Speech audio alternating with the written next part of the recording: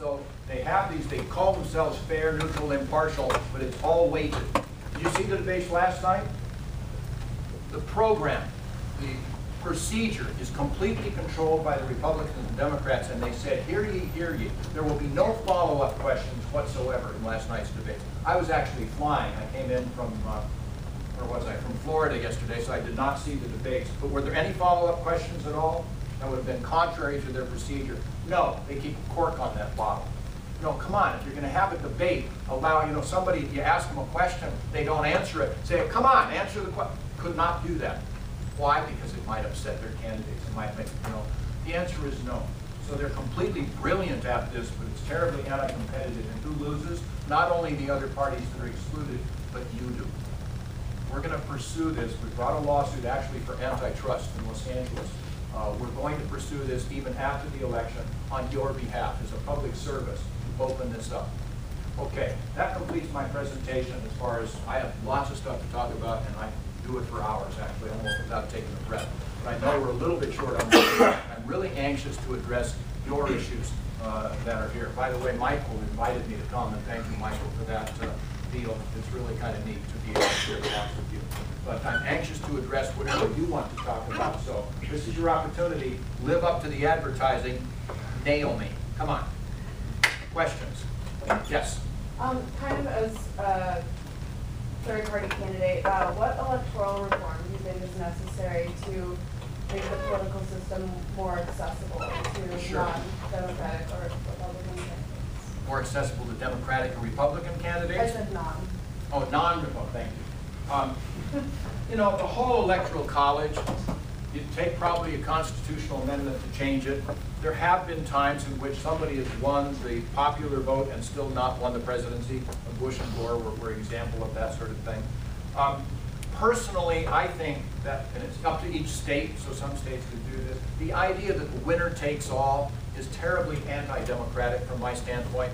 It's up to you, in Louisiana, if you want to have winner take all, that's your choice, or Florida, or wherever else. Most of the states, so if you win by 3 votes, you take all of the delegates.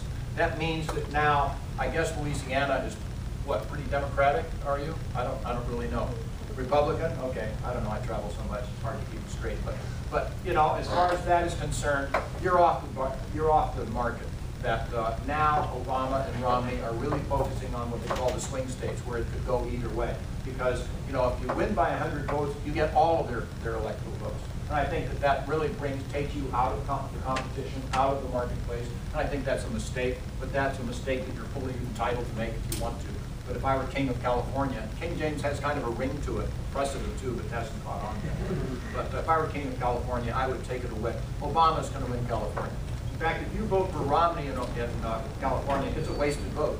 And it's clear that Obama's going to win. In fact, we say instead, vote for Governor Gary Johnson. And by the way, I've talked about running to win, and we are, but not being in the state, we're not going to win the election. But if we just get 5% of the vote, just 5% of the vote, it will be historic, it will be revolutionary. Why? Because at that point, we'll qualify for matching funds from the federal government, so that in 2016, we'll be able to have this be up and running.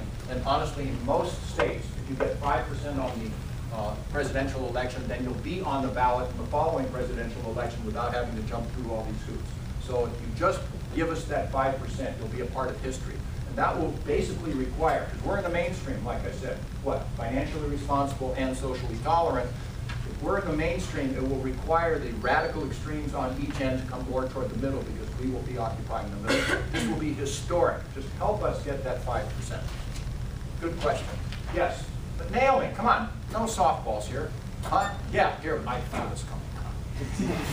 Do you feel there's any kind of conflict for you to be an impartial judge, as you are a judge, and also be the standard bearer for an ideological party? Good for you.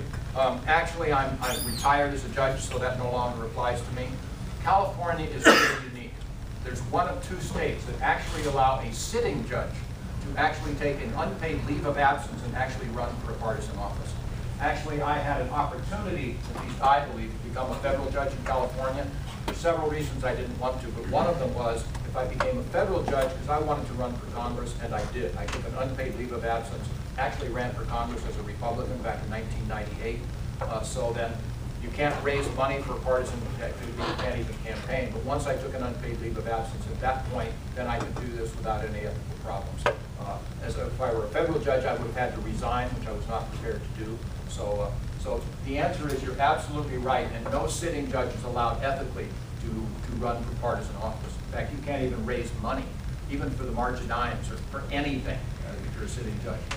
You can't take a public position on a lot of issues. In fact, my holding this press conference on drug policy was really questionable whether I, as a sitting judge, could do that and contradict our policy. We have a judge's hotline for ethical issues, and I called them. There were 5 people on the line. We spent the entire lunch together about 2 weeks before I was going to hold my press conference. There were 5 sitting judges on this hotline, and I had said, this is what I propose, what do you think? And they actually split down the middle. 2 of them said, you know, I really don't think you should do that. It has the appearance of impropriety. You're going to handle cases that are involved with drugs. You shouldn't do it. Another 2 said, you know, this is so important for the administration of justice, critically important. I think, in fact, we're mandated to address justice issues in public. I think it's a good idea. And one person couldn't make up his mind whatsoever, so I was really split.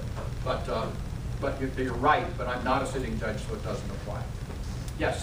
What process did you have to go through in order to get nominated? What process did I have to go through to get nominated? The Libertarians are different. We have primaries, but they don't make any difference. We actually have a national political convention. This past year it was in Las Vegas, but it goes around the country. And whoever is nominated by the delegates at the convention will become our standard bearer. So what we do, we don't even run as a team. So Governor Gary Johnson was campaigning. He went around the country, talked to a lot of Libertarians. None of that would matter as far as any straw polls or anything else. He was nominated first at the Libertarian Convention. That was the beginning of March. Right after that, then they had the nomination process for the vice president. So I sought it. I had a campaign speech. I talked to people, glad hands, kissed babies, whatever else, and then I was nominated. So that's what happens there. In other places, such as you know, I mean, Democrats and Republicans, they have these primaries, and they're binding at least on the first vote in the convention. Any party is entitled, as well it should be, to decide what their own procedure should be, and then how they're going to select their nominees for their club. But that's what happens to Libertarians. Yes. If this year doesn't work out, do you foresee yourself and Governor Johnson running under the Republican or Democratic Party? Absolutely, categorically not. I am a Libertarian for life. I was a Republican all my life until the passage of the so-called Patriot Act, when as a matter of conscience, I could no longer be involved with any group that would condone, much less assist, what I called and believed a direct frontal attack on our civil liberties. So I left the Republican Party for life, and it took me about 9.5 seconds to determine that I'm a Libertarian. Honestly, too, I've talked about economics issues, and you have every right to be concerned. In fact, you've got to take it really personally, because it's going to affect you. In addition, what is the soul of the United States of America? What is our very soul? What makes us great? What separates us from so many other peoples around the world, countries around the world? And it is our freedoms and our liberties. That's what really makes us special. And today, our freedoms and liberties are under attack by our very own government. You know, Romney and Obama, again, are so much the same. In fact, I call them Robomney. They're almost interchangeable. We have drones that are now, you know what drones are, these unmanned vehicles, flying overhead, keeping surveillance on us. Come on. We say, Romney and Obama support that. We say, no, we're not going to have any drones surveilling anybody unless it's accompanied by a judicial warrant. Our freedoms are so important. They're under attack by our own government. And Governor Johnson says the same. He is a Libertarian for life, however, open secret. He is going to run in 2016, and so am I. We're going to continue this message because it's so important. And unfortunately, my view is because of this whole coalition government I was talking about, they're going to continue with this bipolar politics. They're going to keep butting heads, keep the other party from getting any credit, because maybe they'll win an election someplace in Dubuque or something. So it's going to be, if we either re-elect Obama or elect Romney, we're going to be in worse shape 4 years from now than we're in today. And that will accrue to our political advantage, but it makes me very sorry to have to see that. Yes? What do you think it would take to get the litigation in Oklahoma resolved before the election? What would it take to get the litigation in Oklahoma resolved before the election? I think it will be resolved in Oklahoma. The problem is, if it isn't resolved, that means it's resolved and we lose. we have to get it resolved in our favor, because at the moment we're not on the ballot, because that litigation is still there. But I think, I can't really answer more than that, because I'm honestly not particularly familiar with the issues. I have enough trouble going around the country and figuring out what I'm doing tomorrow, much less what's going on in Oklahoma. But we're going to have to be able to prevail. I think, in fairness, I think we will get an answer. So 3 weeks from yesterday is the election. So I think we'll get an answer whichever way it will be. Yes? What will your standard be for What is Birken Road? It's class here. Class here? Yeah. Oh, okay. It's a business school. It's an investment, kind of training seminar for. My son is in finance. I don't know where he got it. He didn't get it from me, but go ahead. Yes? What will your standard be for cutting federal programming? What will my standards be for cutting federal programs? Good question. You sound like a businessman. Because businesses do this all the time. Hey, let's have this audit and figure out what's working and what isn't. You know, honestly, we will have a department come in and we'll say, what have you done for the last 4 years? What were your goals? What have you accomplished? How much money did you spend? Did we get value? How much bang for the buck are we getting? What are your goals for the next 4 years? How much your budget? What are you expecting? We'll just have an audit. I have very strong opinions as to, for example, the Department of Education. I know you folks don't have children. Someday you will, so project. Who is going to be in a better position to decide where and how your eventual children should be educated? You or the federal government? I think that's an easy question to answer, and that is the parents. Today we have the federal government controlling education. Now, the No Child Left Behind, colossal bureaucracy. Now, anytime you have this federal money, it doesn't come with strings, it comes with ropes and chains, okay? I personally don't believe that the federal government should be involved in education whatsoever. They have a staff of 4,600 people with a budget of $60 billion. Now, in fairness, a lot of that money trickles down eventually to be used for schools. That would continue, but I would abolish the Department of Education. Cut that off. I would abolish the Department of Commerce. You know, I think private sector can take care of commerce very well without government telling them what to do. The Department of Energy is actually intruding into our marketplace, picking winners and losers. For example, the biggest reason there is they've decided, for whatever reason, that corn is the right product to use for ethanol, which of course ethanol, 10% of a gallon of gas comes from ethanol, comes from corn. I actually was on a radio talk show out of Iowa a couple of years ago now, and a farmer called in, and it was on the phone, and called in and said, well, Judge Gray, I'm going to talk against my own economic self-interest because I raise corn, but I'm here to tell you that hemp is a much more productive use for ethanol. You can get more ethanol out of an acre of hemp than you can an acre of corn. Corn will clog your carburetors and hemp won't. Now, it's not my field, but allow the market to decide which the best product is for ethanol, if in fact we need ethanol at all. Why should we have the government do that? I say, let's abolish the Department of Energy, but let's have an audit first. I'll go in with an open mind and we'll see. We have areas of our federal government today that were set up by Franklin Roosevelt in the Depression in the early 1930s. Maybe they were appropriate at the time, we can debate that, but are they still appropriate? It's been what, 80 years since? Maybe let's take a fresh look at them. We have an obese federal government. What is big government, what are big bureaucracies really good at? Really good at, unfailingly, and that is increasing the size, the cost, the power of bureaucracies. They're really good at that. It's time to cut them back. So that's what we look at. No, come on, ask me a tough question. Yes? You talk a lot about returning power to the states and making Yes. government more local, but Yes. wouldn't you agree that on the state level, there are still some institutional things that create gridlock? For instance, electoral law and procedures are determined by the states. Absolutely. Totally partisan ways. Absolutely. Clearly, without question, it's none of my business. How you and Louisiana are going to run your state government, that's up to you. But I will, for example, you can look through the Constitution, you can look at practicality, I don't care what you look at. Why don't the adults here in Louisiana have the ability to decide whether they should have hemp legal or not? You know, you can get as much of a jolt from smoking hemp as you can this piece of paper. I mean, there's nothing there. But we've made it illegal for whatever reason. How many people here believe that adults here in Louisiana have the ability to decide whether marijuana should be treated like wine or not?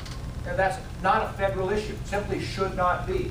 And if you come up with something stupid, like requiring every third grader to smoke marijuana before they go to class, if you really decide to do that, You know, let's find out if it works or not. You'll quickly see, hey, and all the other states will look at your experience and say, boy, was that a dumb thing. I don't want to do that. It's called federalism, guys. It's what our country was founded on. States' rights, whatever you want to call it. We have 50 crucibles of democracy today. We've all agreed the federal government doesn't have the answer. Get them out of it and allow each state to come up with something that will work best for you. It's more local. You're fully able to do that. So if you want to be stupid in Louisiana, that's up to you. None of my business. Okay? I'm worried about the federal government. I'm king of California, now it is my business. King James, how many books? Never. Yes? All right, try to ask a tough question. So, you said that Gary Johnson is a libertarian for life. Yes. But you also said that he ran in the Republican primary this election. And when I look at Yes. that Republican primary, I look at the most extreme right that the right can find. I look at Michelle Bachmann, Herman Cain, Rick Perry, even Mitt Romney, who decides he wants to be right that day. So I feel like Gary Johnson didn't run with them because he wasn't allowed access to debates, like you said, and ultimately didn't find any political traction there. So was it really that he's a libertarian for life, or was it that he didn't find any political success as a Republican? You mean practicality enters into people's discussions? You know, honestly, the Republicans were first-rate, downright stupid, in my opinion.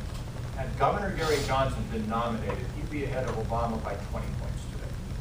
Obama's support is soft.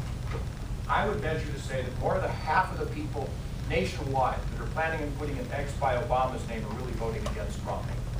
And Romney's support is also soft. More than half the people at this moment that are planning on putting an X by Romney's name are just voting against Obama. They'll never vote for each other, but they would have voted for Governor Gary Johnson. Now look, I went through the same deal. I didn't really think about it. My parents were Republican at the time when I registered. I didn't give it all that much thought. And I certainly am not a Democrat with regard to my financial responsibility stuff. Basically, the difference between a Democrat and a Republican is, a Democrat and a Libertarian is, government, we need government in this world, but government's the last resort instead of the first resort. With Democrats, basically it's the first resort. Government will just take care of you, and that's from my standpoint with the Democratic philosophy. Go back to Gary Johnson. Yes, he was running as a Republican. He really has been a Libertarian all his life. So have I. I just happened to be a Republican at the time, and so I really started focusing on it. But he is committed to be a Libertarian the rest of his life. I believe him. I am too. Will that change? I don't know. I barely control myself, much as I said. But he said he will, and he is a Libertarian. He was a Libertarian as a Republican. He's now a Libertarian as a Libertarian. Okay? Yes? Can you talk about what your policy is towards Syria, Egypt, Libya, and Sure. all the former sort of Arab Spring? Sure. Is Libya a security threat to the United States of America? No. Can we really be the world's policeman? Not effectively. We can't afford it. Doesn't work. There are bad things happening in the world, and the answer is never say never, okay? I mean, if you have a tsunami in Japan, are we going to go over if we can help them? Of course. I mean, under some circumstances, if somebody were coming in and butchering everybody in their country, would we send in our troops? I'm not saying we wouldn't.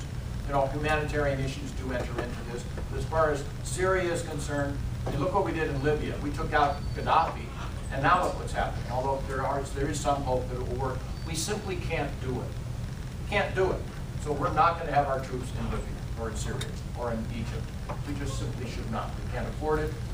And if you look at it from a practical standpoint, I mean, Al-Qaeda is in all of these places, and they're disruptive, they're creating mischief, and they're, in a lot of ways, they're very serious, radical people trying to do bad things to good people. But they're a much more threat, really, to Turkey than they are to us. They're a much bigger threat to Saudi Arabia, to Russia, than they are to us. Let's allow those countries to step forward as well. I'm going to conduct, I have written a book, actually called A Voter's Handbook, Effective Solutions to America's Problems.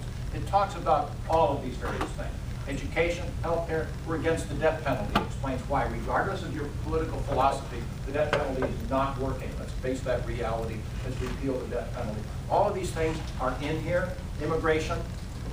It's amazing, because this was published in 2010, and Governor Johnson, I mean, I'm committed. I didn't know I was running for office when I wrote this, but Governor Johnson's views and mine are very much similar. I'm going to conduct an auction right this minute. Okay, don't get excited. He or she who offers to send go to our website and send the link to our website with whatever endorsement you feel is appropriate to the most people will get an autographed copy of my book. So if you would offer to send out that link with your endorsement to 200 people, to anybody offer to send this link to Facebook or emails or whatever to 200, you'll be on your honor to send that link to those number of people. Do I have 200 names bid? Anybody? Yes? Okay. 200 from Michael. Do I have 250? A signed autographed copy of A Voter's Handbook, Effective Solutions to America's Problem. You can endorse us, you can not endorse us. You can say, I agree with this issue, but not that issue. Send it out to 250 people? Oh, really? 250, okay. How about 300? Piece of cake. I've gotten up to 1,250 before. Do I have 300? Huh? Haven't convinced you yet, huh? Okay. How many of you have seen our website, GaryJohnson2012.com? Please look at it. You will like what you see. We say, as our slogan for our campaign, good government is easy, watch. It's not only what we talk about, and when it really boils down, it really isn't all that hard. And it's what Governor Gary Johnson has done as two-term governor of New Mexico. So I have 250, do I have 300? Anyone? Okay, 250 once, 300, good. 300, do I have 350? That's a piece of cake for you guys. Are you kidding me? You can do that with your eyes closed. I have 250, right? Or was it 300? I have 300. Okay, do I have 350? 350 once? 350 twice? I'm shocked. Okay. 350. Do I have 400? You can let her outbid you. 400 names, that's a piece of cake. Huh? Not even hard. How many do you have on your Facebook now already? Do I have 400? There's 400. Do I have 400? Do I have 500? Huh? Let's get into this thing. Do I have 500 names? I got 400 right over here. 500 anybody? 400 going once? 500 twice? Or 400 twice? There's 500 right there. Huh? Yeah, just get serious about this. Appropriately so. Do I have 600? Huh? 600. Anybody? 600 once? I love 500. 600. That's a gift. 600 twice? Okay, thank you. Sold for 600. Good deal.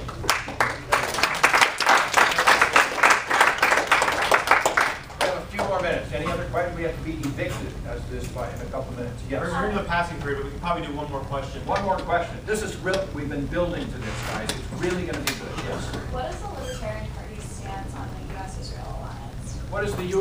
What is the Libertarian Party's stance with regard to the Israeli-Palestinian alliance? Not sure. U.S.-Israel alliance. Oh, U.S.-Israel alliance. I was going to say I wasn't sure there was one. Absolutely. I don't say I speak for the Libertarian Party in this. I speak for me. I speak for Governor Gary Johnson. We absolutely categorically stand for the Israelis' ability to live in peace, security, and prosperity within their own boundaries. Hands down, absolutely. Having said that, we also stand for the ability of the Palestinians to live in security, peace, and prosperity within their own boundaries. And where those boundaries will be, it's not up to us to say. We set up an atmosphere wherein they can sit down with each other and work these things out. We have been uneven with regard to a lot of our policy, which I think is terribly regretful. But you've got to sympathize with Israel also. They've been trying to deal, you can't deal with Yasser Arafat, who's a thug, who is corrupt, etc. They tried, you just can't deal with it. Now they, at least the Palestinians, seem to have some leaders that actually stand for the country. So we just need to turn down the heat, turn down the publicity, set up a system in which they privately can kind of talk to each other, work things out, and I think that we can do this. So that is our position. Honestly, I was and am very successful in mediating cases. I actually was able to resolve, settle the first Catholic priest child sexual molestation case in the country. We resulted in major beneficial changes to the Catholic diocese in Los Angeles and Orange County. I'm good at this, and I will take this as a personal obligation to us in the Holy Land a year ago, July. What's going on there is so unnecessary, and we were to be reasonable and quiet and fair on the whole thing. I think we'd be able to help, and that's a serious, important thing. I'm going to end with this, and thank you, by the way. Thanks for the invitation. It's fun for me. Thomas Jefferson, a hero of mine. Maybe you've heard of him. the Constitution of the United States of America was ratified, he was still in France, I believe. He sent a letter back here saying, congratulations, this is terrific, but we're going to need a revolution in our country every generation to protect this fragile democracy, this fragile republic that we have. Why? Because the special interests, the private interests will inveigle their way into power and will sap our vitality and sap our strength. How many generations has it been since Thomas Jefferson made those comments? And I am humbled, I am proud, I am excited, I am gratified to say that this revolution at last is here. And it takes the form of Governor Gary Johnson and Judge Jim Gray. I believe in what we are talking about. I believe in what we're doing. I'm still a Peace Corps volunteer at heart. I think the most patriotic thing I can do for the country I love is to get these things out there, to bring back financial responsibility, and to bring back social tolerance, and be able to get the government moving forward again for us all. So thank you for the opportunity to share my thoughts with you. I owe you a book, which I will sign for you in a minute. Thank you for inviting me.